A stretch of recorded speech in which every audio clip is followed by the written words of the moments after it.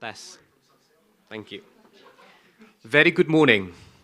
We will be kicking off our session, Indonesia Economic Development through Downstream Industries and Inclusive Partnership. May I invite everyone to take your seats? I believe you've already had sufficient amount of time to grab your coffee. We will also shortly be joined by His Excellency Bahlil Lahadalia, Indonesia Investment Minister. We're also already joined by our distinguished panel speakers. Ini kita start dulu. This forum will shed light on the role of downstream industries in driving Indonesia economic transformation and the fundamental importance of inclusive partnership in that regard. The forum will also dissect strategic sectors of downstream industries such as manufacturing, agriculture, energy, as well as economic and social benefits that they bring. You will be discovering from our distinguished speakers some challenges and opportunities facing downstreaming industries in Indonesia and how inclusive partnerships can help overcome these challenges and creating sustainable and long-term economic growth. Based on the latest Bloomberg NEF New Energy Outlook, the global net zero sustainability transition represents $3.5 trillion investment opportunity to Indonesia alone. Out of this $3.5 trillion investment opportunity, EV and downstream industry represent 45%, or about 1.6 trillion. This number of 1.6 trillion represents almost equal to Indonesia total GDP today at about 1.5 trillion. So this is a really big number, and hopefully we can dissect how we can truly unleash these new investment opportunities. And let's welcome His Excellency Bahlil Lahadalia. Give a round of applause. Without further ado, we would like to kindly and humbly welcome His Excellency Bahlil Lahadalia, Indonesia Investment Minister, to provide keynote speech. Pak Bahlil, stage is yours.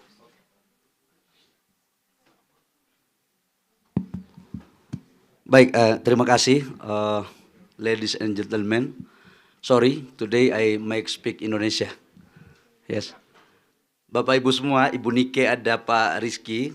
Saya hari ini akan menjelaskan tentang bagaimana prospek pertumbuhan investasi di Indonesia dikaitkan dengan pertumbuhan ekonomi. Kita semua tahu bahwa hari ini global dalam kondisi yang tidak baik-baik saja, dan itu terjadi ketika persoalan pandemi.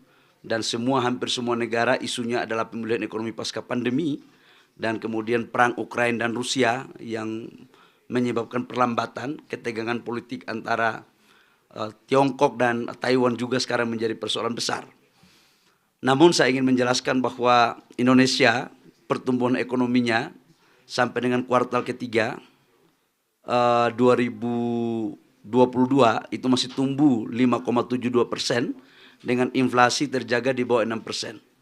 Sekali lagi saya ingin mengatakan bahwa ini salah satu pertumbuhan ekonomi terbaik di negara-negara G20.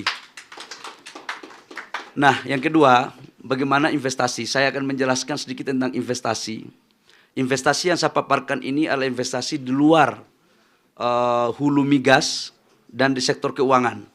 Ini khusus untuk investasi di sektor real, khususnya pembangunan industri. Di tahun 2021, di era masih COVID, kami mampu mencapai realisasi investasi sebesar 901 triliun rupiah, melampaui target, dan FDI kami masih tumbuh di atas 5%, dengan komposisi FDI 50,4, kemudian PMDN kurang lebih sekitar 49,6. Ini 2021. 2022, kami diberikan target oleh Bapak Presiden untuk menjaga pertumbuhan ekonomi di atas 5,4% sebesar 1.200 triliun, dan Januari sampai dengan bulan September sudah mencapai 74,4% atau setara dengan 892,4 triliun. FDI kami itu kurang lebih sekitar 53%. Ini salah satu pertumbuhan FDI di Asia Tenggara terbesar untuk di kuartal ketiga. Dan saya yakinkan bahwa pertumbuhan ekonomi kita, khususnya untuk investasi, akan bisa mencapai target sebesar 1.200 triliun rupiah di tahun 2022. Bapak Ibu semua, sekarang saya akan menyampaikan peta jalan investasi. Bagaimana Indonesia ke depan? Jujur kami katakan bahwa ketika kami melakukan inisiasi kebijakan hilirisasi, ini mendapat pertentangan yang sangat luar biasa. Sedikit saya mengulas ketika kemarin terjadi pada di G20.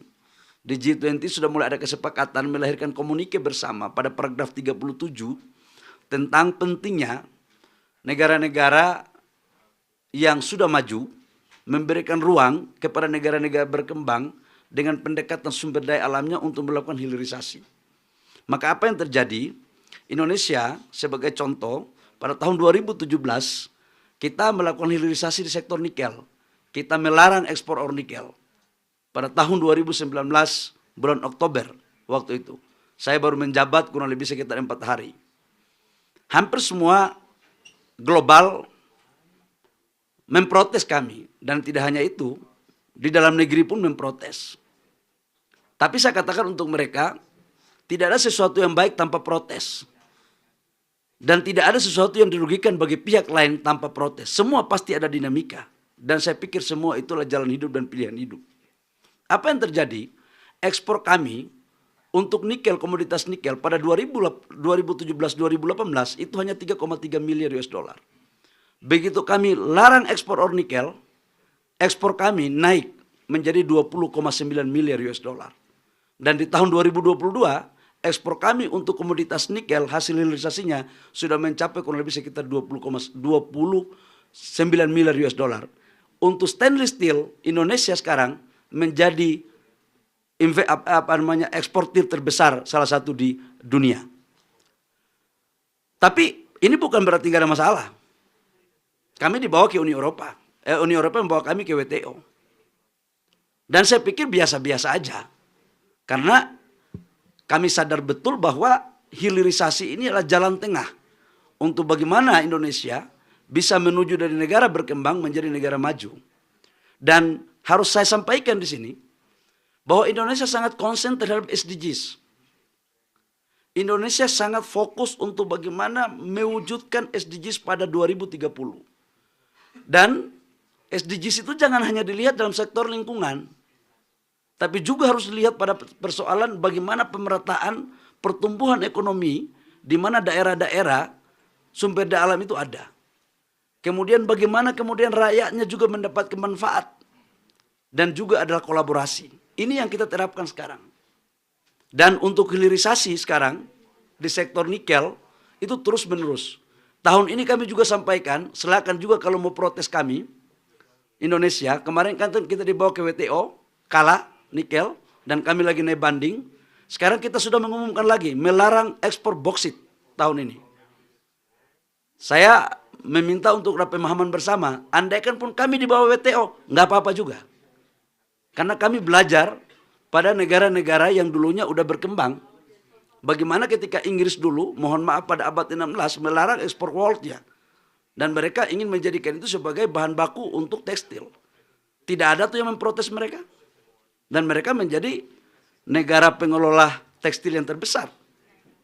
Kemudian bagaimana China pada tahun 80-an memprotek industri mereka dengan TKDN 90%. Itu juga nggak ada yang melarang mereka. Dan Indonesia dan negara-negara berkembang sedang ingin untuk menaiki tangga satu ke tangga yang lain untuk mencapai negara maju yang sama. Ini yang kita sekarang lakukan. Bapak Ibu semua, arah kebijakan lain adalah kita tidak hanya berbicara tentang hilirisasi nikel. Kita sudah mempunyai 8 sektor hilirisasi yang kita akan fokus. Yaitu di sektor oil and gas, perkebunan, perikanan, kemudian pangan, dan juga adalah termasuk mineral, coal. Dan sekarang ada Ibu Dirut Pertamina, sekarang kita lagi melakukan hilirisasi untuk gasifikasi dari batu bara menjadi DME, pengganti LPG. Ini kerjasama dengan perusahaan dari Amerika, Air Product. Nah, ini potensi investasinya untuk ke depan sampai dengan 2035 itu sebesar 545 miliar US dollar. Ini kalau mampu insya Allah kami lakukan, ini Indonesia akan menjadi sebuah negara di Asia Tenggara yang betul-betul fokus untuk bagaimana menjalankan proses nilai tambah di negara kami. Dan ini sekarang udah jalan. Ini semua udah jalan. Ini bukan nanti akan, enggak. Kami sudah memulai. Kami sengaja menjelaskan inilah potensi investasi yang bisa kita lakukan di Indonesia. Kemudian tawaran apa yang bisa kita tawarkan? Ini adalah sumber daya alam kami. Kami juga Indonesia bukan sebuah negara yang cenderung untuk memblok pada negara tertentu. Karena kami menganut asas politik bebas aktif, termasuk ekonomi, menganut asas ekonomi bebas aktif. Kami baik sama Amerika, kami baik sama Eropa, kami baik sama China, kami baik sama Timur Tengah. Semuanya baik. Selama mengikuti aturan perundang-undangan dalam negara kami. Kami tidak mau untuk masuk terjebak dalam satu kepentingan politik tertentu dalam era globalisasi. Jadi, ke depan kami juga akan menawarkan kepada Bapak Ibu semua para investor kalau memang pingin untuk masuk. Kita sekarang mendorong hilirisasi pada sektor yang saya paparkan ini, tapi pendekatannya adalah green industry dan green energy. Kami sekarang sudah membangun kawasan industri di Kalimantan Timur, salah satu kawasan industri hijau yang terbesar mungkin di dunia. Kemudian kita membangun kawasan industri di Batang yang nilai tanahnya jauh lebih murah ketimbang negara-negara lain, dan ini semua udah jalan. Pembangunan ekosistem EV baterai sekarang udah masuk, itu adalah CATL. Kemudian LG ini investasinya sekitar 9,8 billion US dollar. CATL kurang lebih sekitar 6 billion US dollar. Itu bekerja sama BUMN yang dibawa konsolidasi dari Pertamina, Main ID, kemudian Antam. Dan ini semuanya udah jalan. Untuk LG, tahap pertama 2024 sudah produksi. Dan CATL dan yang lainnya mulai melakukan konstruksi di tahun ini. Kami punya angin, matahari, kemudian air yang bisa dijadikan sebagai energi baru terbarukan. Ini potensi yang ada di Indonesia. Kemudian Indonesia akan memberikan insentif apa? Bapak Ibu semua, ketika Bapak Ibu akan masuk melakukan investasi di Indonesia, silakan bawa teknologi dan bawa modal dan sebagian pasar. Seluruh perizinannya, yang penting Bapak Ibu serius, akan diurus oleh pemerintah. Kami sebagai Menteri Investasi yang diberikan tugas oleh Bapak Presiden untuk memberikan jaminan percepatan perizinan, itu akan selalu konsen dan fokus untuk membantu Bapak Ibu. Selama benar. Karena banyak juga investor yang datang, mohon maaf, hanya bermodalkan pakai pakaian yang mantap gitu, hanya membawa proposal, ya mohon maaf, kadang-kadang ngomongnya dari proposal ke proposal. Dari tahun pertama sampai tahun ke-10 proposal terus. Nah, Indonesia nggak seperti itu lagi. Kita pingin mengurus yang serius. Yang serius. Bapak Ibu semua serius, kami akan serius. Kami akan memberikan insentif pajak, tax holiday, kita akan memberikan tax allowance. Insentif-insentif ini sebagai bentuk stimulus sweetener dari pemerintah dalam rangka bagaimana meningkatkan competitiveness dalam memutuskan untuk membangun industri di Indonesia. Terakhir Bapak Ibu semua, saya ingin mengatakan bahwa kami di negara di Asia Tenggara, tidak ada negara di Asia Tenggara yang populasinya sama dengan Indonesia. Populasi di Asia Tenggara kurang lebih sekitar 630 sampai 640 juta orang. Dan Indonesia ada 270 juta. Kurang lebih sekitar 43 sampai 44%. Tidak ada juga wilayah yang sebesar di Indonesia. Dan pertumbuhannya yang masuk dalam negara G20 di Asia Tenggara itu cuma Indonesia. Jadi sangatlah keliru Bapak Ibu semua kalau mau menentukan di negara lain di Asia Tenggara. Karena prospek pasarnya di sini. Bagaimana kemudian sekarang ekspor kita 77% pertumbuhannya ke India, 24% pertumbuhan kita ke China, ke Eropa 18,9%, dan ke Amerika sekitar 9,7%. Itu pertumbuhan ekspor kita. Dan saya yakinkan bahwa ke depan stabilitas Indonesia akan terjaga untuk menjamin investasi Bapak Ibu semua. Ini sebagai pengantar dari saya. Saya yakin nanti panel ke depan akan semakin paten punya, dan kita akan fokus betul untuk persoalan green energy ini betul-betul kita lakukan. Tapi kadang-kadang saya bingung gitu. Kita ini pada komitmen, kadang-kadang komitmennya nggak konsisten.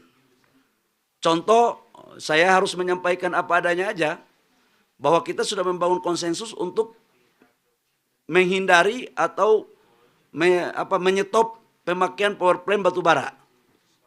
Dan itu kita lakukan juga di Eropa, konsensusnya. Tapi di saat bersamaan, ada beberapa negara Eropa yang minta kontrak batu bara 20 tahun dengan Indonesia.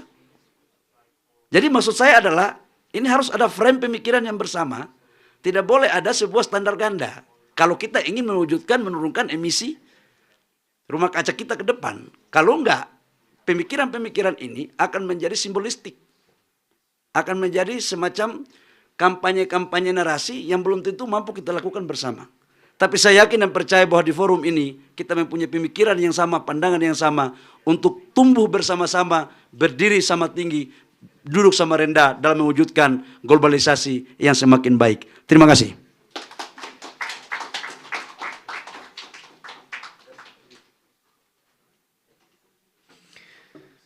Thank you, Minister Bahlil, for your really comprehensive remarks, really showing the opportunities what Indonesia could do working together with investors, private-public partnership together. Now may I invite our great panelists, so probably I will use this mic. Team can also help me. May I invite our first panel speaker, Nika Widiawati, CEO of Pertamina and former B20 Task Force Chair on Energy and Sustainability Climate. Ibu Nika. We are also joined by Aziz Arman, CEO of Indica Energy, Vice Chairman of Kadin. Pak Aziz, please join me. The next panel speaker, we have Anindya Bakri, CEO of Barkin Brothers and Chair of Supervisory Board at Kadin.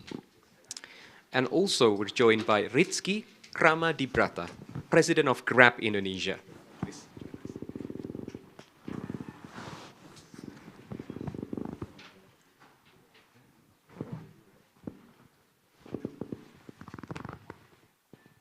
Fantastic. Welcome to our great panel. We are in day 3 in Davos. It's getting colder day by day, but now, as we're marking the January of 2023, Bu Nika, let's start with you, with a bit of 2022 reflections. Would you be able to share some of your key sort of takeaways as B20 Indonesia Task Force Chair on energy, sustainability, and climate, especially around key opportunities and challenges in Indonesia as we look towards a sustainable net zero future? Thank you.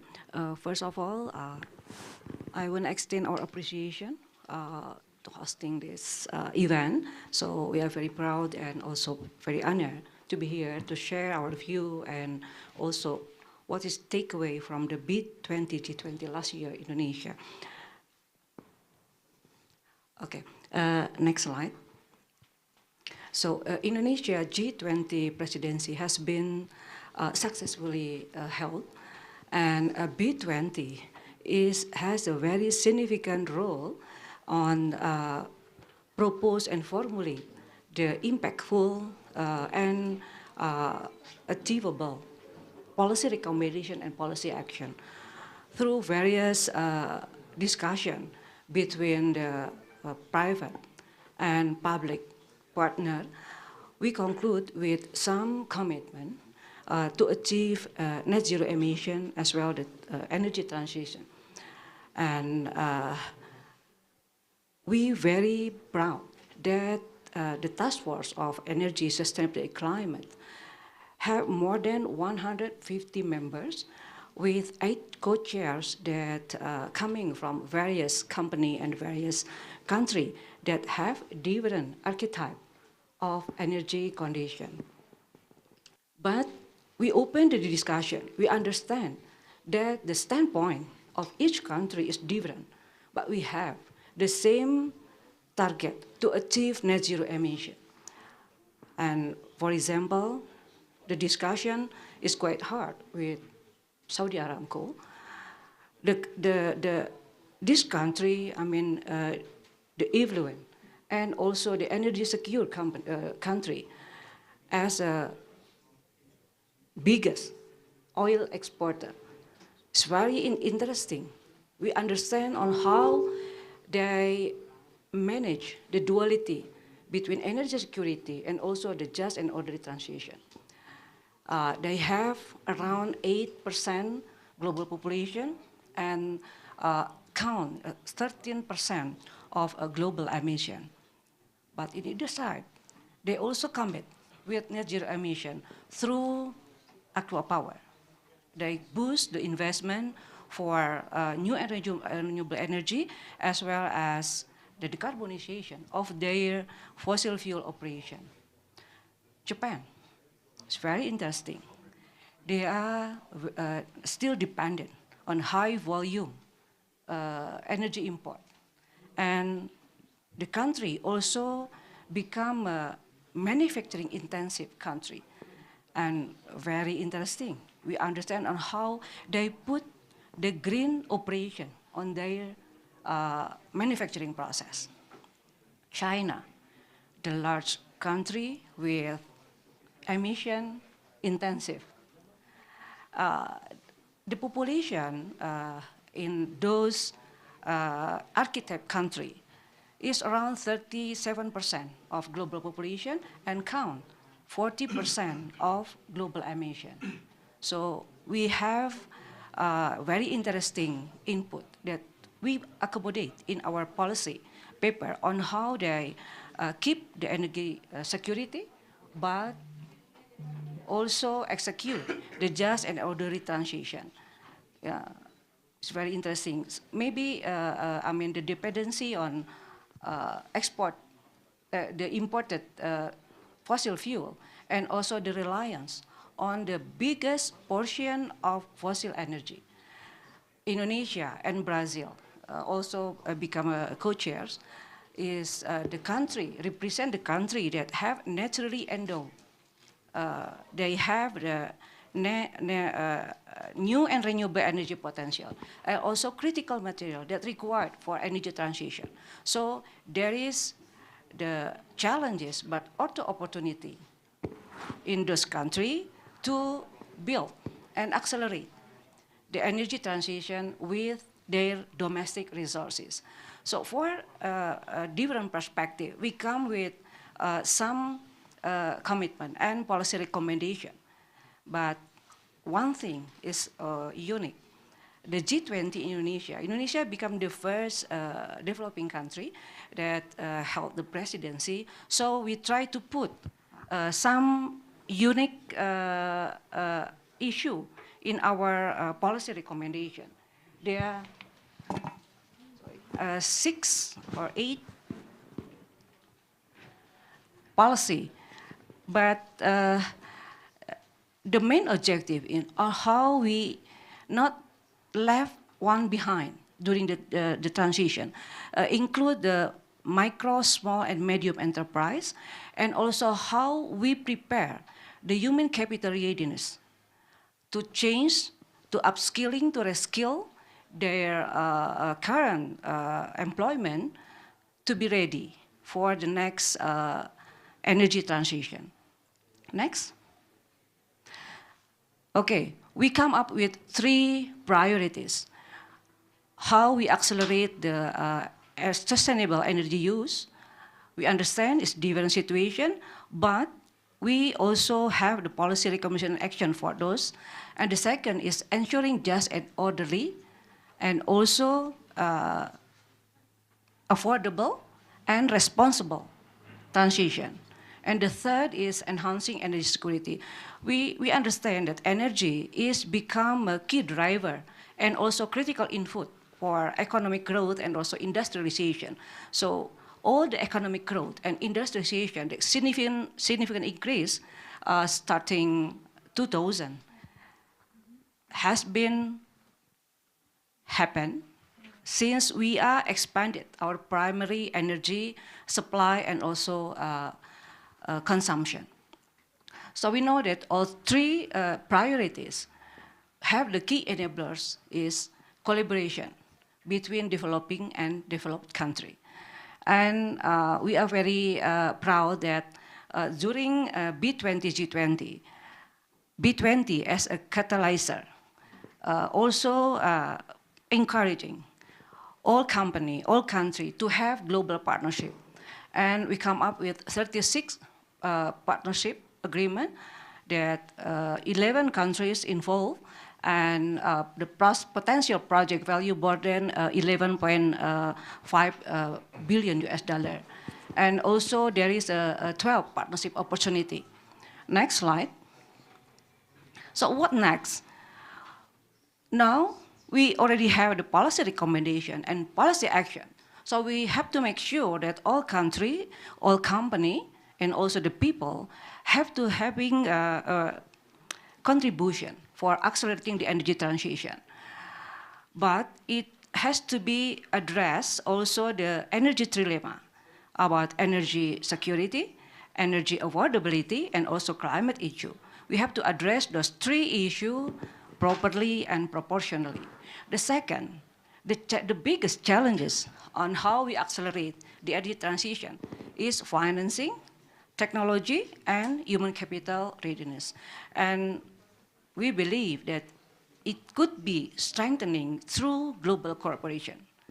And we understand that this is a continuous journey. It is the start, the G20, B20 in Indonesia is start to how we accelerate all the energy transition initiative. And we need real action. So that's why during G20, B20, it's not just proposing the policy recommendation, but there is several business action that we explore together and now starting to be executed. Next slide. So specific, we understood that EV, it should be pushed forward. And we also propose some policy recommendation and policy action, especially on how we accelerate the EV penetration in each country. There is, we also have a target for energy efficiency for demand side, how to manage the demand side, energy efficiency, and we believe that electrification become a key success factor for that. And also, we need the financing since energy transition to new and renewable energy need a huge capital investment in front. So we need also the investment from developed country. The second is workforce transition readiness. As I mentioned before, this is the most challenging part on how we prepare all the human capital to be ready for the transition. And especially for developed country like Indonesia with 17,000 islands, we have to make sure that all people have the equal accessibility to clean and modern energy. And the third, we need a framework and also the regulation, such like incentive, to promote and accelerate the EV ecosystem. So those are policy recommendation and policy action related to the EV penetration. Next. Indonesia have a very significant role in decarbonization as well as energy transition.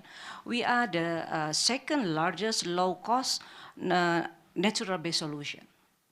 And we have around 400 gigaton CO2 storage potential in our major reservoir.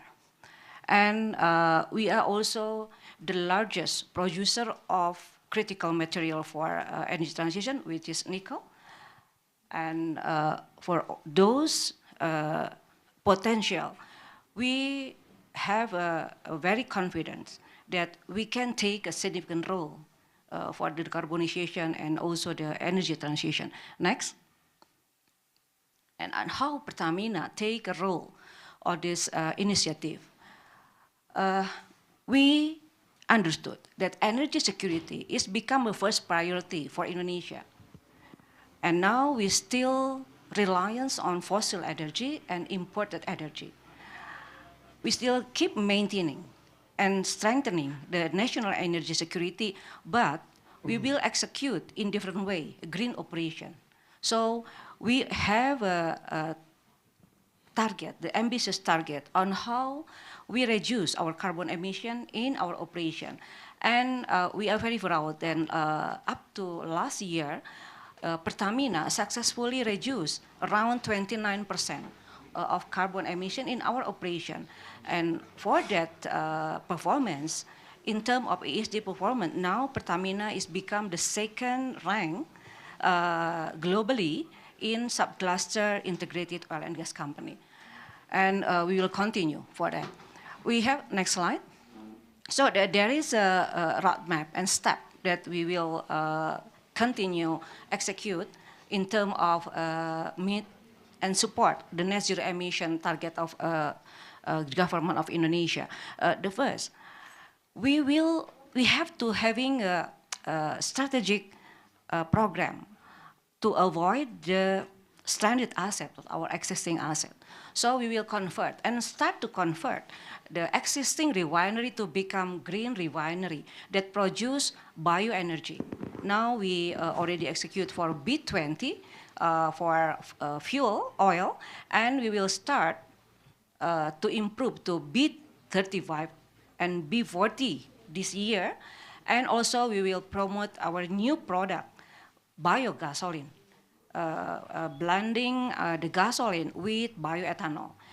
We have a lot of domestic resources for bioethanol, molasses, for sugar cane, we have cassava, and we have corn. And our refinery now have the capacity to produce B100, 100% biogas oil from CPO base. And we have also geothermal business, very huge potential, 30 gigawatt in Indonesia, and now just started to operation just 7%. Still remaining 93% to be developed. And not just processed to be electricity, but we also produce the green hydrogen from our geothermal asset. And as Pak Bahlil mentioned, that Pertamina also have a very significant role in development the EV ecosystem. EV battery ecosystem with Mine ID and also the utility company. We believe that with nickel reserve in Indonesia, we can produce the battery and can also increase the penetration of EV. And gasification. Indonesia rate 70% of our LPG is still imported.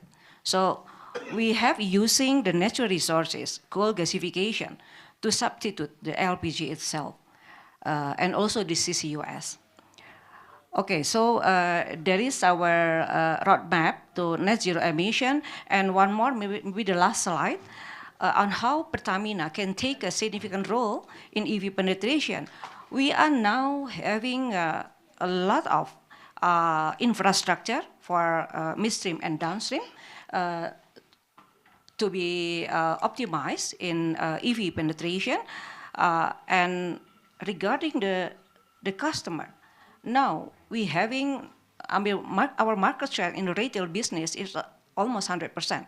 So we have all data of the customer, two wheels or also four wheels. So we know very well the segmentation of buying capability, of the mobility characteristic. So we are ready to support the EV penetration. We are learned from the other country that one of the bottleneck of the issue on EV penetration is infrastructure. So we are ready, have a collaboration with all company, all party from all countries to develop the EV battery and optimize our infrastructure. So we have now 13,000 gas stations, and also we have 62,000 locations for outlet in each villages. So we are ready for that. Thank you, Bu Nika, for really outlining 2022 achievements with the policy, but not only you're able to gather the global business community for the Task Force on Energy, Sustainability, Climate, but Pertamina is also doing the doing, not just, and trying to translate policy actions into Pertamina new modus operandi. And now, you also provided a good segue around the EV adoption in Indonesia. Now, the rest of the panelists are going to draw some really insights and Indonesia business leaders on the EV two-wheelers, on the EV public transport, EV buses, and also some of the perspective on the ride-hailings. If we can perhaps start with some brief questions, because I do want to take questions from the audience, right? Because this is a very key topic for the Indonesia Pavilion. So let me draw to Pak Aziz Arman, CEO of Indica Energy. It would be good to really hear your thoughts, Pak Aziz, on the role of private sector, Indica and Alpha, perhaps in strengthening downstream industries and accelerating transition into EV, especially in the electric two-wheelers market. And if you are able to give any deep dive on opportunities and challenges that you see for the EV two-wheelers outlook. Over to you, Pak Aziz. Yeah, thank you, Stephen. Very good morning, everyone. The EV two-wheeler market has a very significant potentials in Indonesia. The low level of adoption, low level of conversion from the fossil fuel-based two-wheeler to the electrification possesses us a huge opportunities in Indonesia. Just for example, even during pandemic, the reduction in the sales of two-wheeler was only very minimum. It was 5.7 million units sold, as opposed to, and come back to the 6 million units sold last year, which means the market provides a $10 billion revenue per annum basis. And in Indonesia, the two-wheeler is transporting not only human, but also non-human. So it's very popular or it provides opportunity to support last and mid-mile sort of logistic companies. In addition to I think we have a unique success story from the like of Grab, the like of Gojek, of the ride-hailing businesses in Indonesia. Based upon those factors, Indica Energy embarks upon ideation of a two-wheeler, and in last August, we launched our first product, Alpha 1, and we have a reasonably good and very good insight in terms of how the market reacts. And I'd like to share some. Well, Indonesian customers are very passionate when it comes down to the two-wheeler, right? It's more than just a functional sort of tools for transportation, but two-wheelers in most of the Indonesian is one of the most precious asset they have. So it's very personal from that perspective. It is a status symbol to many people in Indonesia. So with that, design, in terms of technicality, in terms of look, become very critical element of the acceptance of this new sort of product for the customers. The market is still nascent, so the market education becomes a very critical part of our marketing campaign. The usual sort of questions people raise with regard to the electric vehicles, in particular two-wheelers, right? Battery would die if it's raining, people can get harmed because of the electrification, etc., right? None of them is far from truth, yeah? So educating the market through the products, introduction, assurance to customers, yeah? Peace of mind of the customers, of the riders, as good as conventional bike, if not better. Then we believe we need more bikes, more electric bikes on the street. So then people can see it. People don't, it's not just talk about it. People can sense, people can feel, people can observe the benefits of this two-wheeler, which eventually will increase the adoption rate, increase the conversion from the fossil fuel base. And I like to also talk about one critical element in this, which I believe is differentiating factor from the the conventional bike. The role of technology behind this two-wheeler, right? So providing riding experience is very important. So in Alva, when we are producing or launching this first product, the focus is not just the product, as I said earlier, about design, the technical, and then the look, but also the riding experience, right? So in addition to the basic sort of function, like turn off, turn on of the bike from your smartphone, for example, to become more sort of provide you with function where you can communicate, you can interact with sort of other riders, because Indonesians are very communal. So what we expect that will again enhance the adoption rate for the country. Well, Ibu Nika talked about the nickel and all those stuff, so I would like to also, I think we are blessed.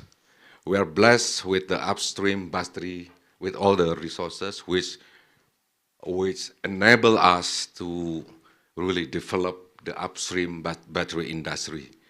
And we would expect, or we would see the global EV hub in Indonesia with more supply chain manufactured and produced within the country in the next future.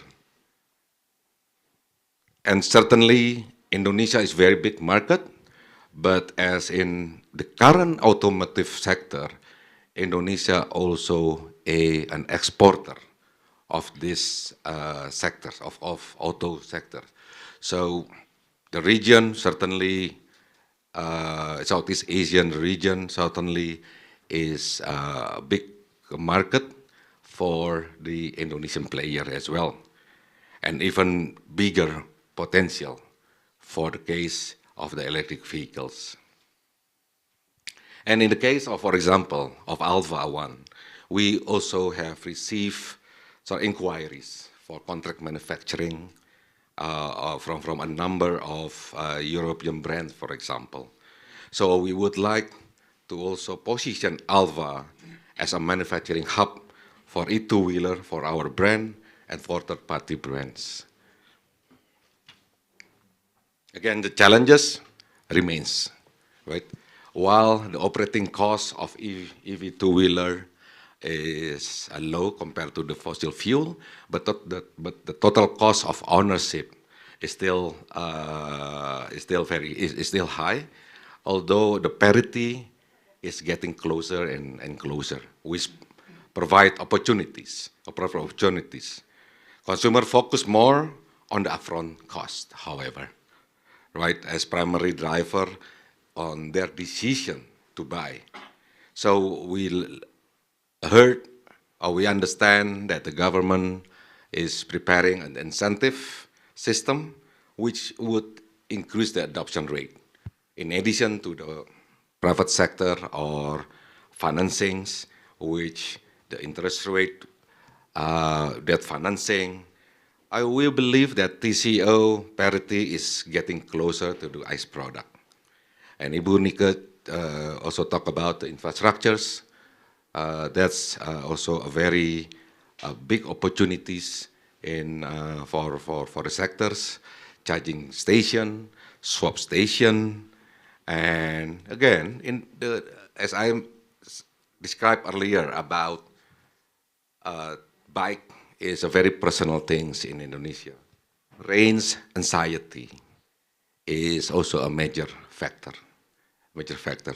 Range anxiety will have different sort of perspective from different customers segments, customer markets. So it provides us with more opportunities for not only for the sort of medium range, but also to sort of longer range. So I stop there, and open for discussion or questions later. Thanks, Stephen. Want to underline, seeing is believing, Pak Aziz. So Correct. congratulations for Alpha launch, and hoping we see more and more of those in the streets of not only Jakarta, but also all across Indonesia. I think that is a really fundamental point there. Around the EV market, there is also another segment that the consumers now is using more and more, which is in public transport. Now, allow me to invite Pak Anindya. Pak Anin, would be good also now to turn to you and hear your perspective, the role of private sector, the battery, and also Vector, your subsidiary focusing on EV, in strengthening downstream industry and accelerating that EV transition on the public transport. If you could also provide a deep dive on how, some of the opportunity challenges on how you electrify the rest of urban public transport all across Indonesia. Over to you, Pak Anin. Yeah, thank you very much, Stephen, and also nice to see you again, Bu Nika, Pak Aziz, and Rizky, and thank you for listening. Look, we are a part of 80-year-old group, and we have seen Indonesia growing from industrialization for infrastructure, plantations boom, as well as the consumer boom and natural resources. Now the government is very serious in making Indonesia the Saudi Arabia of decarbonization, coming from potential renewable energy to the tune of 500 gigawatt, and I think it couldn't be more, to the tune of natural resources to power maybe 2,000 gigawatt hour of batteries around the world, and also maybe 85 gigatons of carbon capture, because this is a global standard in terms of scale. Yeah. But we have to start somewhere, right? How do we start this foray into decarbonization? The first thing we saw was public transportation, because the best way to, number one, accelerate EV adoption is to let a lot of people enjoy EV and find the benefits. And the best way to do it is electric buses. So we work with BYD, who have been in the business for quite some time, with Transjakarta during COVID to introduce these electric buses. Now the idea is that, Transjakarta has about 10,000 buses to be electrified. 10,000 buses in Jakarta alone is more than the whole UK combined. And of course, Jakarta is not the only city in the country. So far, we're doing well, and we expect more people to come. But at the same time, because the group has been in the auto parts business for 40 years, providing components for other OEMs, we can think about providing everything except the battery for heavy mobility like electric buses. And being in the B2B sector, we feel we are much more comfortable. But I agree with Pak Aziz, the 120 million tons of, 120 million motorcycles are a good market to electrify, because they do help, to reduce carbon dioxide emission. So the name of the company that we're doing is Vector, and we hope that we can continue to contribute in the heavy mobility sector. Now, number two, if we were to think about the usage to the end user device being the the electric buses, we thought to ourselves that maybe because we are experienced in mining in the last 40 years, um, from hydrocarbon and then migrating to critical materials such as zinc, bauxite, gold, copper, maybe we should also be thinking about providing ESG clean battery materials to the West. Why West? Because we think after Russia-Ukraine supply disruption, maybe it is one place that we should address. And like what Pak Balil is saying, Indonesia is open to do business with both, right? But both sides also need, good supply chain. So right now we are in the process. We launched it in G20 last November, including also in London, a consortium that is called Indo-Pacific Net Zero Battery Consortium, Battery Materials Consortium. The whole idea is as simple as WEI. W goes for West, so we want to go to the West. We want to build the new Silk Road to the West for battery materials. Number 2 is E, so ESG with clean energy. So we are going to power it with 1,000 megawatt of wind farm, while a lot of people don't believe in wind farm in Indonesia because so far it's probably only 150 megawatt, right? But with technology, it is entirely possible, and we combine it with our gas field in South Sulawesi. And the third one is Indonesian-led, having a good base of 1/3 of the nickel reserve in the world. I think Indonesia should be ready to take a lead, to contribute to the global, welfare, right? So we are partnering with Glencore, who is very experienced and long-time partner with us in terms of mining, ESG, and also providing the materials that we don't own. Plus, they have also good, strong experience, balance sheet, and all that. And also with Envision, who has been making total 40 gigawatt of wind farm, and in 2019 start the battery business in the UK and expanding to France, Spain, and 3 in the US, right? So our experience, we have been in the business for quite some time, but what do we do next? So we think this green industrial revolution is actually a long tail effort. In fact, I joined the family business only 3 years ago. The first 20 years ago, I was focusing on the telecom media technology. But now I think this green industrial revolution is where technology, is where energy, and industrialization can come to place together. And one thing that we want to underline, and I think all the panelists are saying the same thing, there is no industrial revolution, a new one in Indonesia, without revolution in welfare in a good way, right? We feel, with this green industrial revolution, there will be more jobs, that's obvious, but also the welfare spread to the whole country, especially to the eastern part of the country, because the natural resources are much more there than, let's say, in Java. So anyway, that's how we, for example, private sector try to participate in this effort. Yeah, thank you. Thank you, Pak Anin. If the Industrial Revolution starts in the UK back in the, back in the days, I do think that green industrial revolution for the world can start in Indonesia.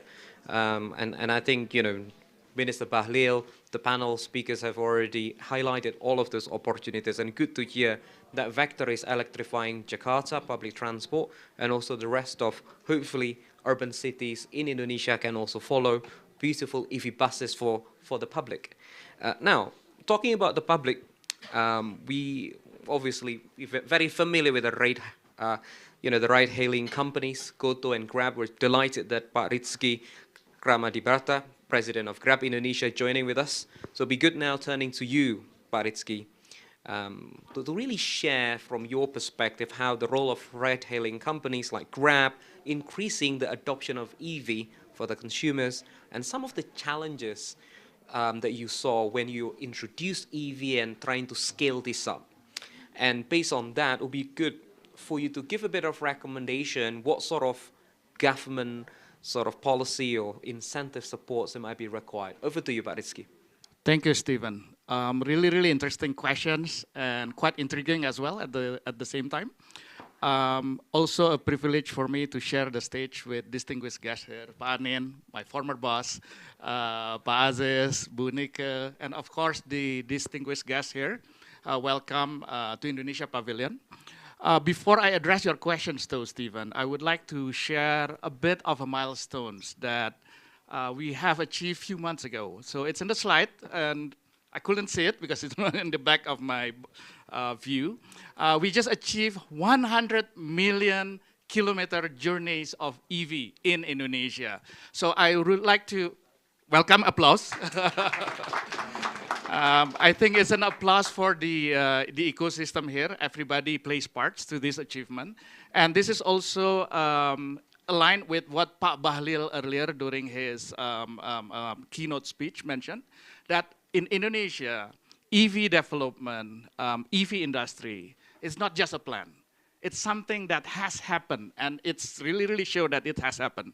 I know this is just a start, 100 million kilometers, but it's something to be proud of as well, because 100 million kilometer is also not that short, right? You could actually circling Earth 2,700 times with 100 million kilometers. And with this as well, we have saved carbon emissions by around 10,000 tons of carbon emissions, and reductions of 4 million liter oil for this equality. And this also, we're thankful for our, of course, our consumers who contribute to this, and of course, our drivers. This comes from about 20 million orders over the course of the journey of EV. We started around 2019, late 2019. And this comes from an order, whether it's a ride-hailing order, Stephen, or food deliveries, or orders of the for vegetables, wet markets, comes from about 1 million consumers. So we thank Indonesians community as well for their participations in developing EV industry in Indonesia. So back to your questions now. How could ride-hailing or tech companies help to grow EV industry in Indonesia? We're quite at the center of the activities.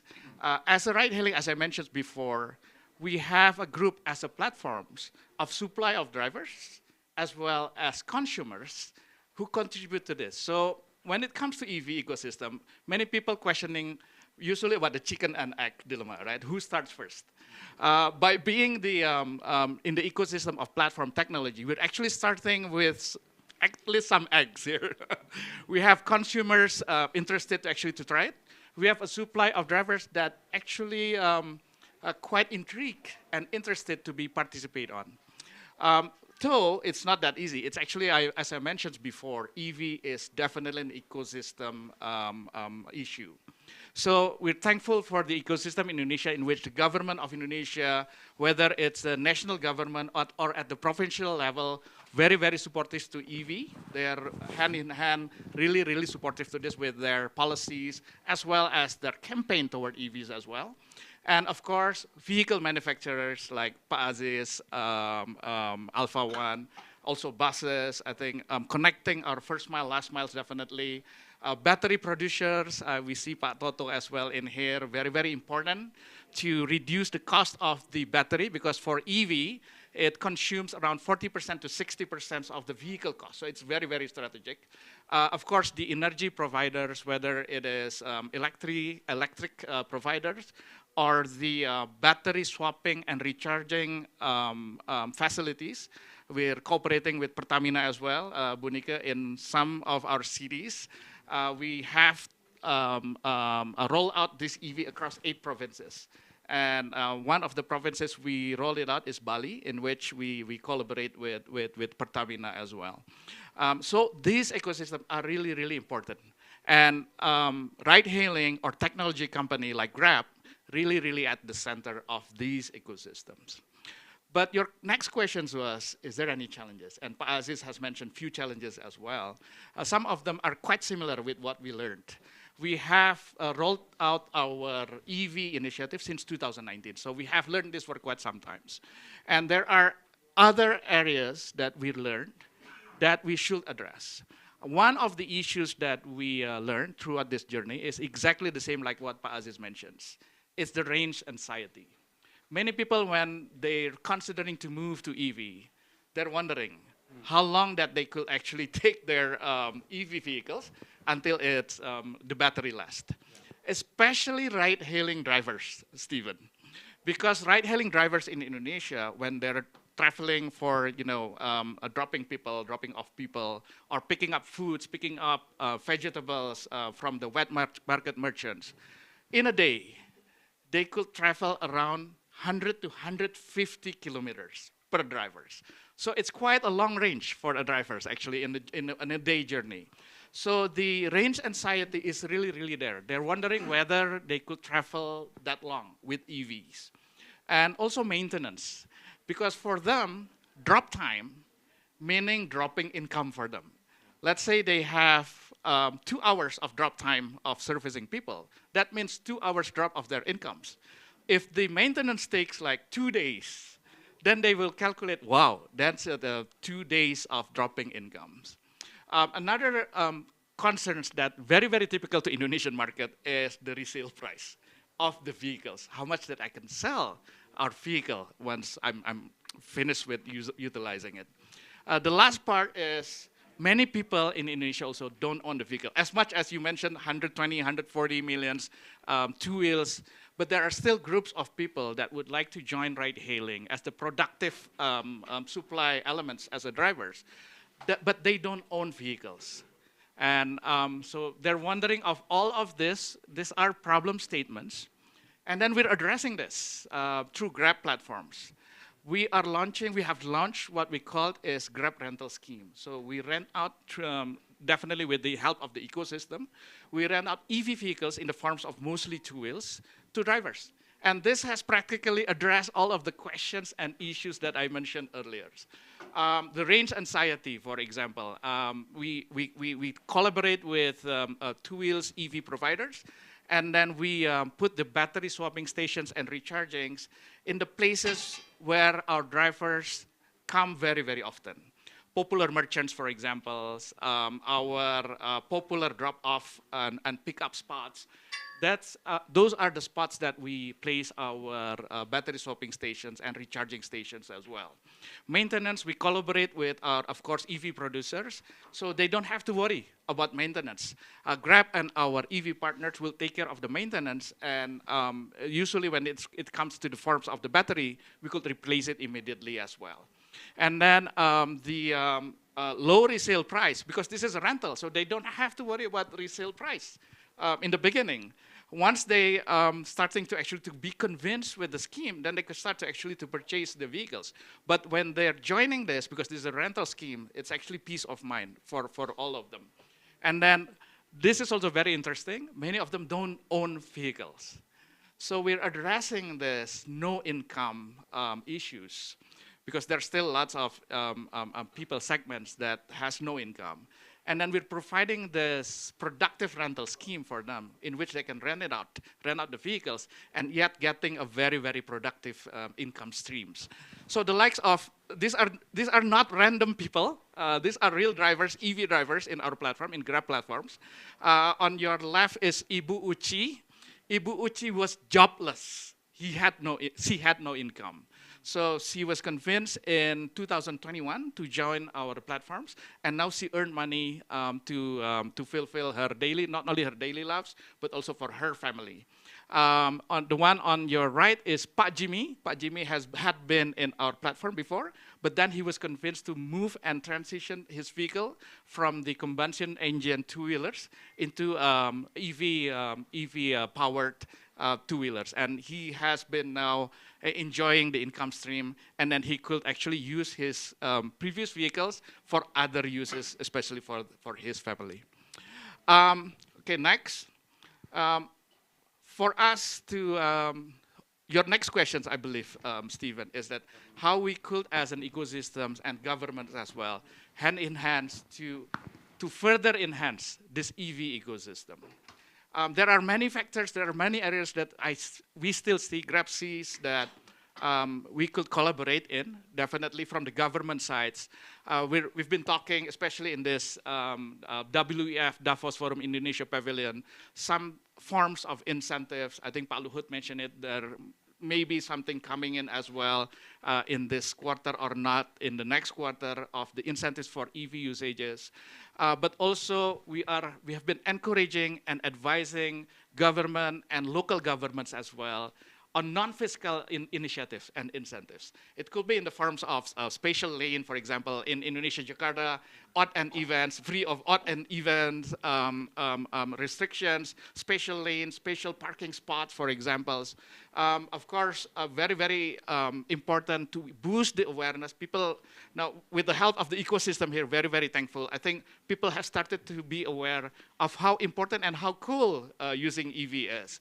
And of course, last but not least, how battery swapping and recharging facilities could play a very important part, especially addressing the range anxiety. But I would like to put emphasis in collaborative efforts. So it's an overarching goals and collaborative efforts. I think we're here because we're in one ecosystem. Imagine the world of the combustion engines vehicles when, sorry, I mentioned brand. For example, if Hyundai can only fill up their fuels in Hyundai's pumping stations, for example, fuel stations. If Toyota can only, fill up fuels in Toyota fuel stations, it'll not work. We're still at the beginning of this EV ecosystem development. So collaborative efforts, non-proprietary initiatives, interoperability standards will be something that will be very, very critical for EV ecosystem development.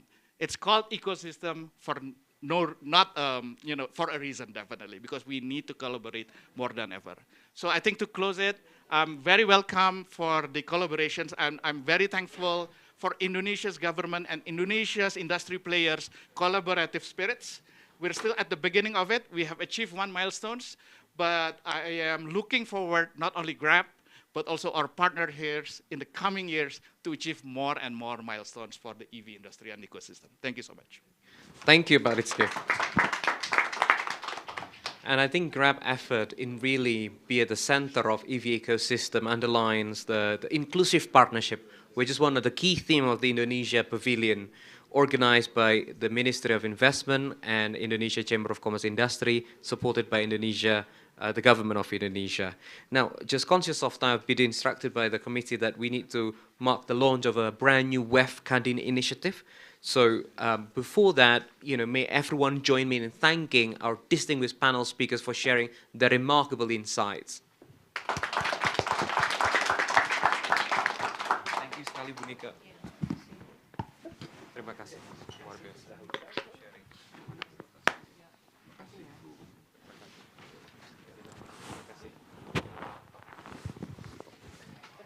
Now, allow me to...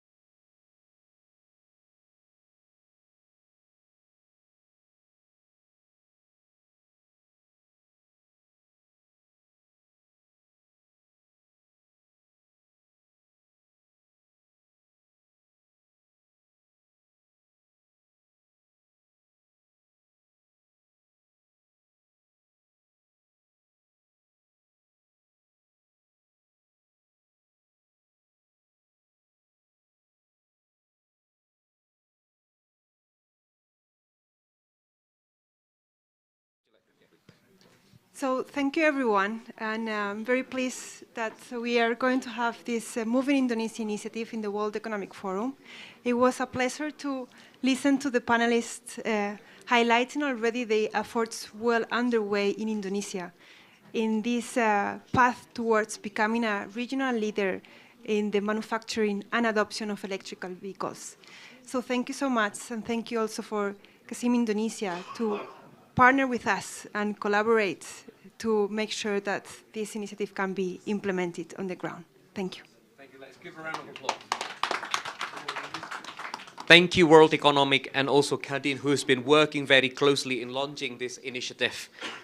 We would like to mention, Pak Aziz, there are 3 task forces as part of this Moving Indonesia initiative. The first task force that was kicked off towards the end of last year is on policy framework to scale up the electric two-wheelers, so starting with two-wheelers manufacturing adoption. The second task force that's just launched is around public transport, so market model innovation for electrification of public transport in Jakarta. The third task force is a roadmap for leveraging Indonesia resources to create an integrated battery manufacturing ecosystem. Hopefully presentation from His Excellency Bahlil Lahadalia can also provide really good inputs for the third task force. There are a wide variety of strength and mineral resources in Indonesia, Maria, and looking forward for future cooperation. Just to close off, we'd like to invite Ibu Nika, CEO Pertamina, Pak Anindya Bakri, to on stage, and Pak Rizky, President of Grab Indonesia, to take a quick picture. And also a representative from Ministry of Investment, representative of Ministry Investment, Pak Mas Faisal. Okay, well, maybe we'll